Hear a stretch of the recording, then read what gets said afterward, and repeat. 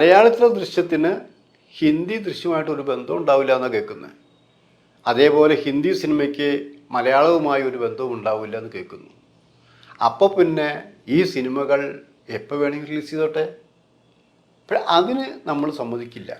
നമ്മളെന്ന് പറഞ്ഞാൽ ആശീർവാദം സമ്മതിക്കില്ല. എന്ത് വില കൊടുത്തിട്ടായാലും ഹിന്ദിക്ക് മുമ്പ് മലയാളത്തിൽ ദൃശ്യം 3 റിലീസ് ചെയ്യും എന്ന് അവരും പ്രഖ്യാപിച്ചു കഴിഞ്ഞു. രണ്ടുപേരും മുമ്പേ റിലീസ് ചെയ്ത് പ്രഖ്യാപിച്ച് കഴിയുമ്പോൾ നമ്മൾ ഒരു കാര്യം ഓർക്കണം, ഇതുവരെ ആ സിനിമയുടെ ഷൂട്ടിംഗ് തുടങ്ങിയിട്ടില്ല. അതായത് ജനിക്കാനിരിക്കുന്ന കുട്ടിക്ക് ജാതകം എഴുതുന്നത് പോലെ. അതൊന്നും ആയിക്കോട്ടെ, നമുക്ക് ഈ രണ്ട് സിനിമകളും കാണാം. അതിൽ വ്യത്യാസം മനസ്സിലാവണം.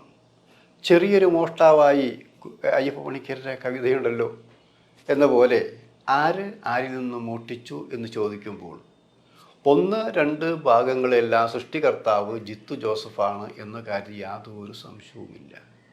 മാത്രമല്ല, ജിത്തുവിന് അങ്ങനെ മോഷ്ടിക്കേണ്ട ഗതികേടുണ്ടോ?